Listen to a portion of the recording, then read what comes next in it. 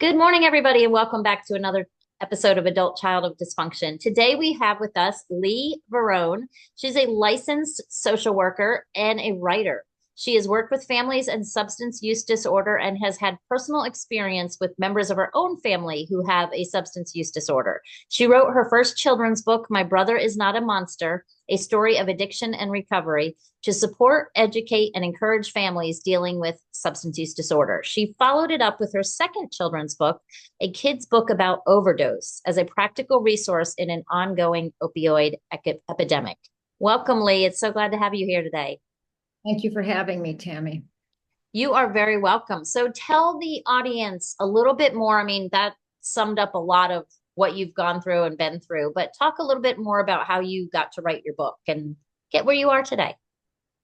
Yeah, so it's been an evolving process, but I'm a single parent of two adult sons. My sons are now 41 and 29.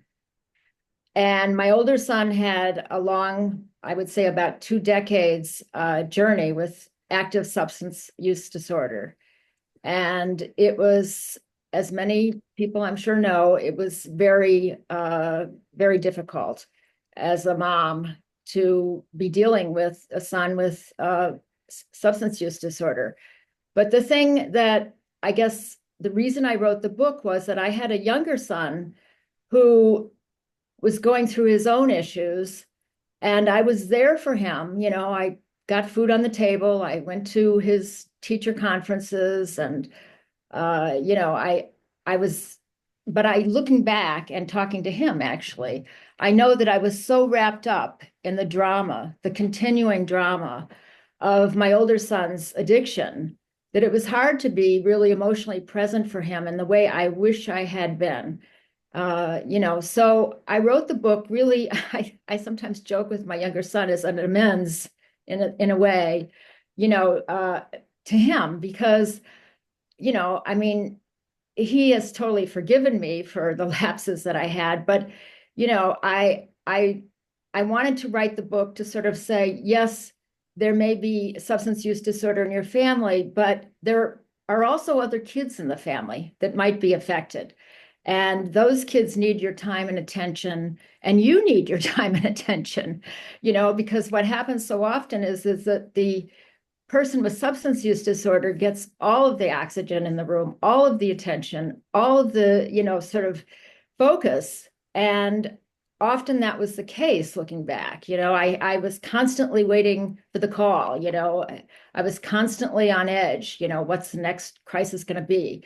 And that takes a lot of energy away from everything else, from yourself and from other members of the family. So I wrote my first children's book. It's about a little girl, actually, not a little boy. It's not totally autobiographical, but it's basically about a little girl who has a teenage brother who has substance use disorder. It is the only children's book I know of that actually shows a kid being administered Narcan, which I'm a real proponent of. And I think it's so important for all people who are in any way um, are touched by substance use disorder to have available to them. And it has a happy ending, the book, and it has a workbook in the back that talks about, you know, um, common feelings kids might have if they have a sibling with substance use disorder, and that these are perfectly normal. And what can you do about these feelings? It has tips for parents, tips for kids. So it's pretty, I'm happy with the workbook in the back that kind of gives sort of some direction to, where to go with this little story. And then last year I wrote a kid's book about overdose, which is not really a story. It's really just a primer about, you know, unfortunately, the horrible statistic is that 1 in 3 Americans know someone who has overdosed on drugs.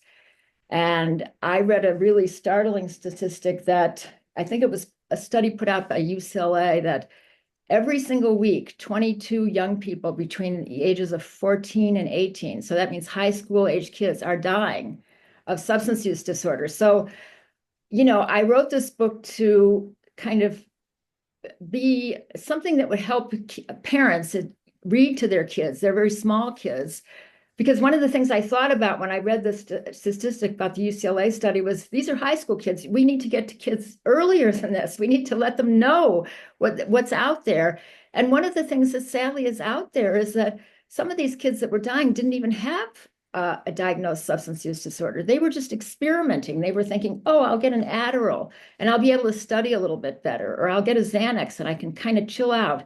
And lo and behold, it's adulterated with fentanyl and they're dead. And so it's pretty terrifying. And I talk about this, in an age appropriate manner in the book. I say, well, do you know what a counterfeit bill is? It might look real, but it isn't. Well, similarly, you can have, a pill that you might think looks exactly like the thing in your medicine cabinet. And you might think this is whatever, a painkiller. It doesn't really matter. But unless it's given to you by your parent or a healthcare provider, do not take it. You Right. can't be on pills. You can't be experimenting. It's just so vital that this message gets out. And this was kind of the main message of this latest book. Well, I absolutely love it. And I just love the fact that you bring up the fact that that's why they call it a family disease. It is. It doesn't matter if there is one person suffering from a substance use disorder in the family, the entire family, it's a domino effect, and the entire family is affected.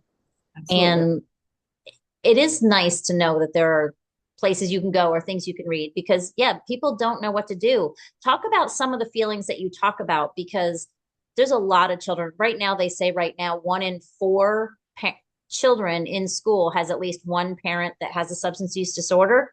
So that means a lot of these children are getting affected. And it's, in your case, it was sibling to sibling where the sibling took the brunt of the, I don't want to say emotional abandonment, but yeah, you were wrapped up in trying to help your son and it was all encompassing. And when someone is actively struggling with addiction, it is all encompassing. There's nothing you can do.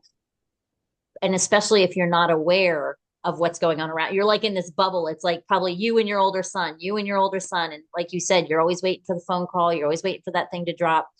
But what are some of those feelings that your younger son might have been feeling that he didn't talk about then? Yeah, well, I've talked to him a little bit about this. I mean, I think that a lot of kids feel they're alone. And one of the things I wanted to hopefully portray in the book is you're not alone. There are millions of kids that are going through this. It might not be a sibling, it could be a parent, as you say, it could be an extended member of the family, but you're not alone. And there's a myriad of feelings. I mean, they could feel very angry, like, well, why is this kid, why is my brother, why is my sister getting all this attention? What about me? What about my issues? They could feel very scared. I mean, like, what if my brother dies? I mean, this is what happened in our family where I finally had to say to my older son, you can't live here anymore. It's too dangerous. I'm afraid the whole place is going to go up in fire, whatever, Right. and then my younger said, dissolved into tears and said, "You can't do this. He's going to be like one of those quote bums. I don't use that word, but on the church steps in a cardboard box." And I said, "But I have to do this because this isn't safe." But it was heartbreaking. So he was very sad. He was very worried. He was very scared. My younger son. And these are normal feelings. Sometimes a sibling might feel special, like, well, I'm the good kid. Claudia Black, in her books in the 80s, they were great. She talked about the different family roles that Mm-hmm. take in a dysfunctional family. Well, my younger son was like the good kid, the responsible one, Mm-hmm. and sometimes kids can start to feel, well, I'm the special one. I'm the good kid, and that can be gratifying in a way, but it's a hard role to keep having to, to carry off in a sense. So, there's lots of different feelings. I mean, those are just some of the feelings, but I think what's really important to know for kids to know is these are all perfectly normal, and you can have mixed feelings. You can both Mm-hmm. love your sibling. You can be like furious and yet scared to death and think, I love my brother. I don't want anything to happen to him. So it's a jumble of feelings, and this is perfectly normal. Yep. And unfortunately, that's the nature of the beast with addiction anyway. There's so much confusion and Yeah. cross messages. Like you said, your son is probably like, oh my gosh, I don't want anything to happen to him, but thank goodness he's not home tonight because I can finally get some peace and quiet. Or, Exactly. Exactly. and when you're a child and you're teetering with those love hate relationships with yourself in your own brain, that's got to be very, very challenging. Yeah. So, and we didn't really even talk. Did your son pass, or your older son, or is he still alive? No, thank God. My son is in recovery. My Nice. son is alive. My son does have some other challenges, mental health issues. I mean, there are other challenges, but he is okay. And his jug of choice he no longer uses, and I'm very proud of him. I mean, it's a struggle. I went to social work school, but well, I went quite a long time ago. And, they had some, coursework on addiction, but it wasn't that very in depth. And my real learning came when my son was using, and I not only read everything that I could at the time, but I went to parent group after parent group after Mm-hmm. conference. And, every rehab he was in, there was a parent workshop. And, I just absorbed all this stuff. And, so, I mean, but fortunately, yes, my son is alive. And he's very grateful to me because I think he does realize he might not have been alive if, I hadn't been there to step in at several points. Absolutely. Yeah, no, absolutely. And it's, I mean, a blessing in disguise. For the people out there listening too, there are programs for family members. So there's like if you have a teenager, there's Alateen meetings or Alateen groups.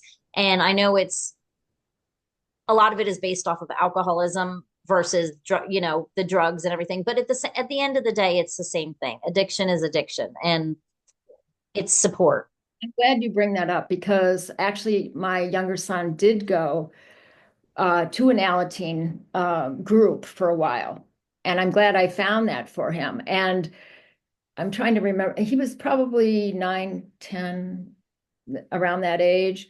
And I think it was helpful just to know that there are other kids in the Yeah. same boat and to have, they have a leader, it's not just a free for all in these groups, Right. somebody that's there who could, sort of help them with their whatever they were feeling. And I think it's really helpful also for kids. I mean, my younger son couldn't always come to me to talk about things because he knew how absorbed I was in the whole thing. Right. And even though I was trying not to be, I was really doing my best to be able to be there for him. But I think it's helpful for them to have somebody else, whether it's a therapist, I did have my son in therapy for a while, my younger son, or like you say, a group, an Alateen group. And in Alateen groups, they can talk about any addiction. It doesn't, because there are very few Narrateen groups. I was both in an Al-Anon group and a Naranon group, and both were great Yeah, for my. no, absolutely. And especially for kids. I remember I unfortunately had a bad experience with Alateen. I got sent on the wrong day. And they always say, even if it doesn't resonate with you, if your child goes or you send your teen to an Alateen and they come home and they're a little more mad and confused than ever, send them back. Because the one that I went to, my father actually sent me to, and it was on empathy. And the night before I went, we had a horrible experience, and something happened in the home that I would have never, ever at 12 years old been able to look at it from an empathetic Right. situation. I was mad, I was angry, and I walked out. I didn't go back for 10 years. So Oh, I tell people, they would, and it was just wrong. If I had heard that at a different day, or it might have been a different meeting, it just didn't hit me at the time, right?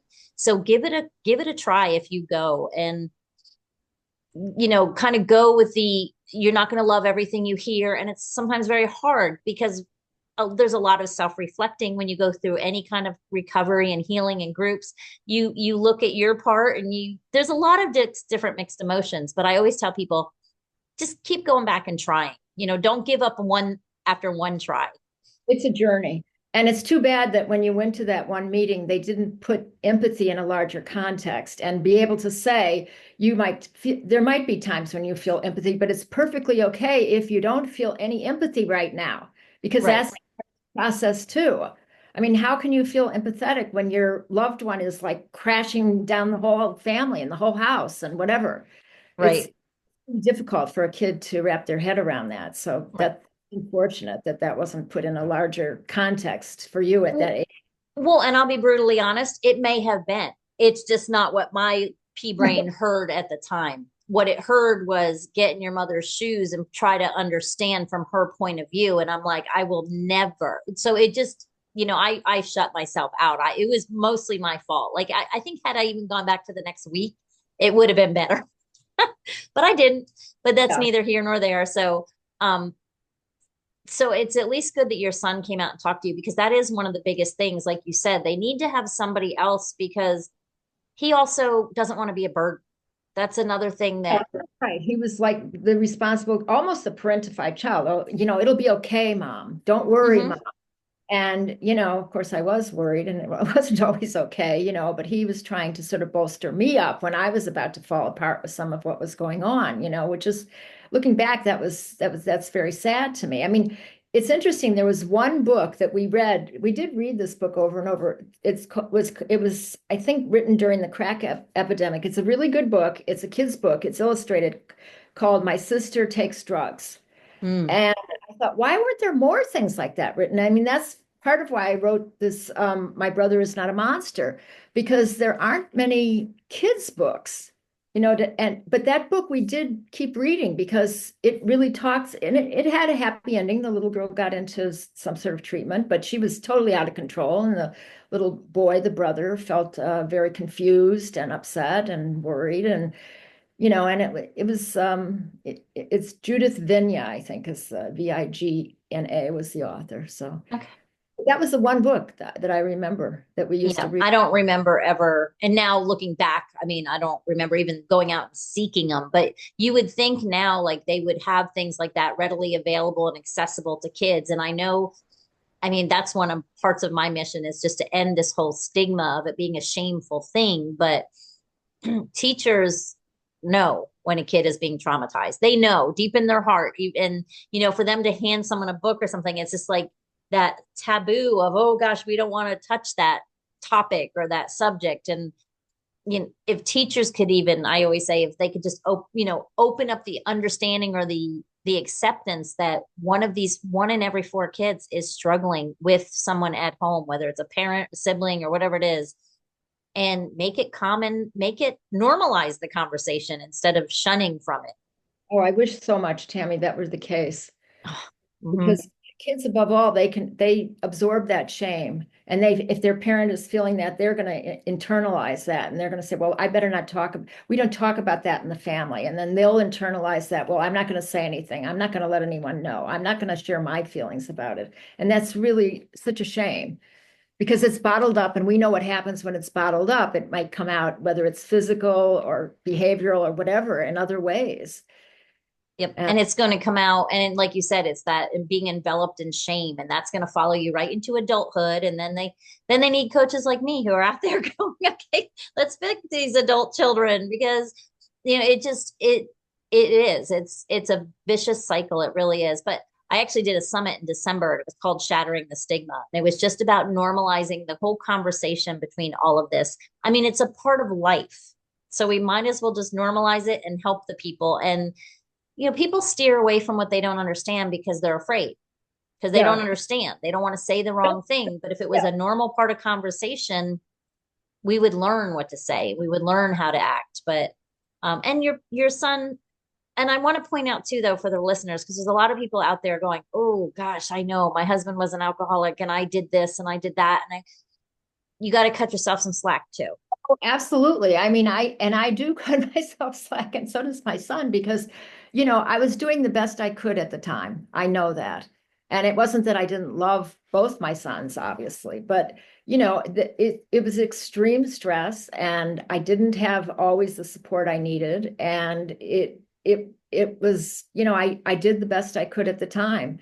And I think it's really important that, like, we not only take care of the other members in our family, like other children, but ourselves.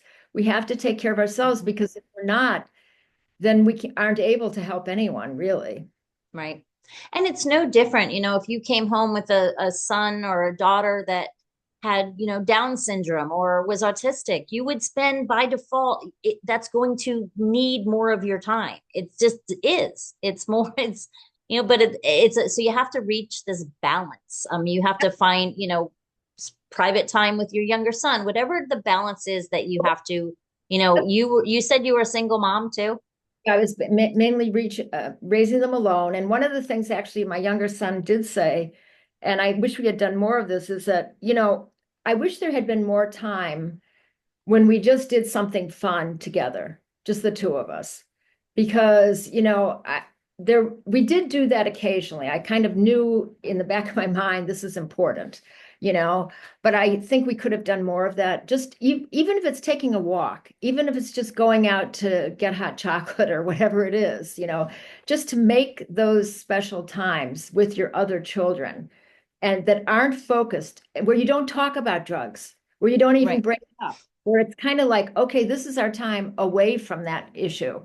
We'll go back to it and we'll look at it and we'll try to figure it out. But this time is for something else, Right. for whatever.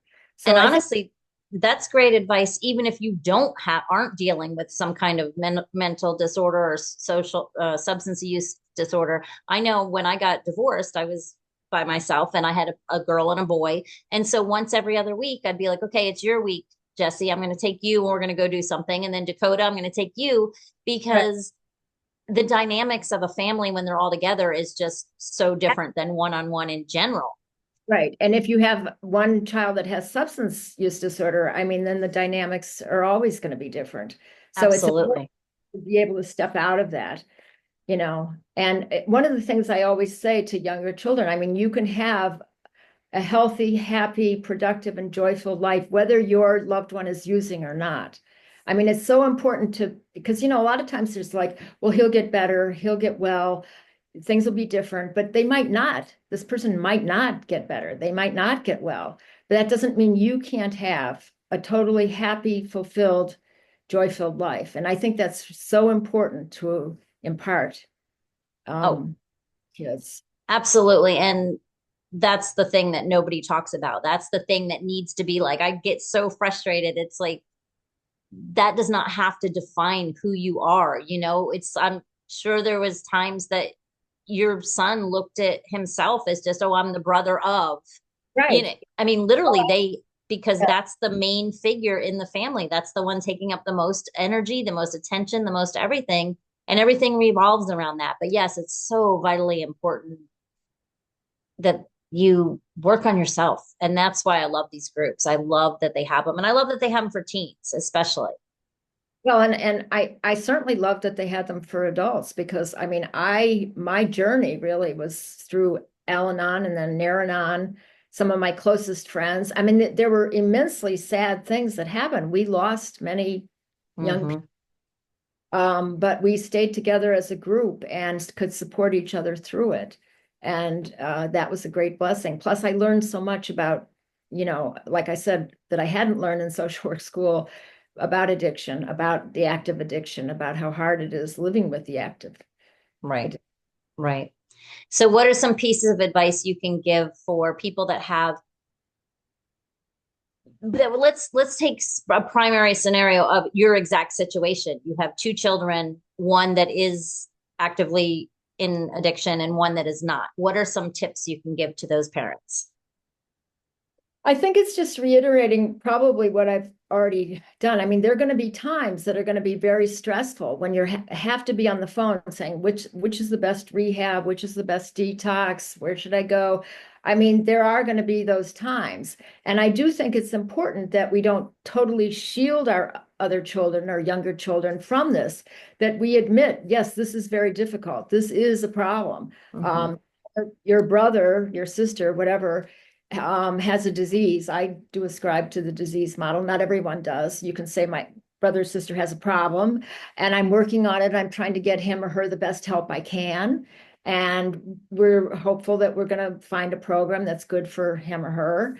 So I think it's important to let them have some information about Yeah. what's going on, even if they're very young. But then, as I said before, I think it's also really important that you have a world that doesn't have its total focus on this active addiction because, life goes on, Hmm. life has to go on, life should go on, you know, Right. it's really important that our other children, that my younger son in this case knows his world is important, whether he's going to soccer or he's doing this or he's doing it. This is really important. I'm really happy that you're drawing or you're doing whatever you're doing. And Mm-hmm. I want to spend time with looking at this, not just on the phone, trying to find the next best rehab, it's like, Right. so And I that's think it. that's important that while you're in the middle, like you said, you're going to have to make those phone calls, you're going to have to do that thing, but just the communication of, I appreciate your understanding, I appreciate your patience, we'll do this when I'm done, and just always keeping them involved, but not making them bear the burden, because that's, like you said, your son becoming the good child. And there's Right. so many different reasons they do that. A lot of times it's part of the shame, and they do that to take away the attention from the other parts of the family. Yeah, But that becomes, again, you don't like things to follow into adulthood, but when your mind thinks things certain ways, unfortunately it can follow you in. So absolutely. it's important to just give that support, I think, and just be honest. Like you said, I love that you do it for children, because right now it's like I work for a company and we talk about human trafficking awareness, Oh, yeah. and they're like, oh no, we don't want that before seventh or eighth grade. And I'm like, okay, that's great, except that, do you know that the average child is exposed to porn at 10 years old? So Yeah, you're making a really good point because the second book I'll just put it up for a minute. The second book that I wrote, which is a kid's book about overdose. Um, a lot of people said, "Oh, this is great. It's for really young children and it's to be read with an adult, But some people said, "Oh, I don't want that in my home. My kids don't take drugs. I don't want them to see this." And it's exactly the same thing. Do you know that younger and younger children are falling prey to these adulterated drugs or to, perhaps, you know, experimenting and then becoming, addicted to drugs? And this is the time when you should start having it there. And if they do, God forbid, witness an overdose, they have to have some idea of what to do because it right. does, and it's happening more and more. Yep. And So, it's not just high school and up, it's the unfortunately, middle. Yeah. yeah, I yeah. mean, I'm sure you know a lot more about the statistics of ages and stuff, but it seems, it's so young. I remember when I was in high school, I don't know how old you are, but I remember when I was in high school, like the scariest thing was walking through the smoking lounge with the guys with the leather coats, and then when people finally did get super, super brave and smoke a joint, you didn't, you heard about it, but you didn't think about it being laced with fentanyl that would kill you the first time you tried it. Exactly. Yeah. And that's what I think parents have to realize. It's not the way it used to be, where you could go to a concert or something and maybe people were passing around things and you could just say, oh, yeah, what the heck? But you can't do that anymore.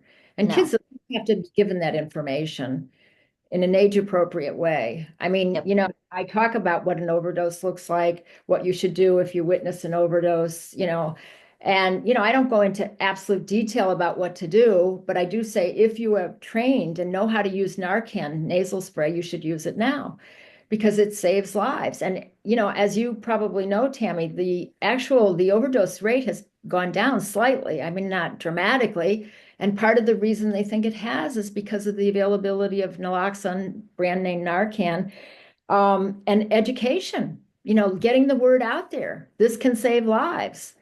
Right. No, absolutely. And the fact that just it doesn't matter if you think people are going to get in trouble, or you're saving a life. Yeah. It's Don't worry, you worry about the consequences of what you actually did later. Save your Well, friends. yes, and most states now have Good Samaritan laws in place. I mean that you won't get in trouble if you call. I mean, and somebody's overdosing. So yeah, Right. and parents Well, need to convey that. I mean, another thing I have in both my books is have a plan. Do you know how to call 911? Does your young child know who to call if there's a problem at home? Is there a neighbor? Is there, what should they do? right. Yeah, absolutely. No, that's also important. I'm so glad you do this work. This is so amazing and I love it. I could talk to you literally all day, but if people want to reach out and get your books and do all that, where's the best place for them to reach you? The best place is Lee S. Varon. So I had used my middle initial, Lee S. Varon, .com, and it's LEESVARON. And from there, you can either buy my books or you can get in touch with me. Okay, perfect. And I will put all that in the show notes for the people that are driving that can't look and or don't want to write it down. All that will be in the show notes. I really appreciate you coming on because a lot of people, and I especially appreciate that you brought on the fact of your younger son and how important it is to make sure that the whole family as a whole is being taken care of and you're taking care of yourself. That's super important. And that you're giving yourself the grace because there's nothing harder than being either the parent or the spouse of someone who is struggling so badly. Yeah, it's my heart goes out to each and every person who's going through it. Yeah. Absolutely. And on a positive note, can you leave the listeners? I know you've given a lot of golden nuggets with one, what would be your biggest words of wisdom or piece of advice for them? Well, my biggest word of advice would be there's always hope because I know when I was struggling a lot, I volunteered at a soup kitchen and there was a social worker that was there. And I just had it. I thought, okay, I can't, this is the end of the rope. I've been through 10 rehabs. How many more can I go through? And he just instilled in me somehow, and I don't really know quite how, there's always hope. And since I've been involved so heavily in this field, I've seen people, I mean, this is a sad thing, but it is true that sometimes people need many chances, and, we need to be able to provide that because you never know when a person is going to take that chance and go with it. And what beautiful lives sometimes. I mean, not that every life isn't beautiful in a way, but I mean, wanting to give back, wanting to help, wanting to, and it just amazes me to think, oh my God, what if that person had died? So there's always hope. Yeah, I love that. I love that. And every life, like you said, is absolutely beautiful. And for all the listeners out there, well, first of all, thank you so much, Lee, for coming on. Thank you for having me, Tammy. I've listened to your podcast and I've always got so much from each of them in different ways. So thank you. Well, you're welcome, and I appreciate that. So, everybody else out there listening, people are going to struggle and help people. Like, be that voice, be that person that listens with an empathetic ear, that doesn't judge, that understands that people that are struggling are all around us. And if you, the more positive you can put out into the world is just the absolute best thing you can do. So, thank you so much, everybody, and we will talk to you soon. Thank you.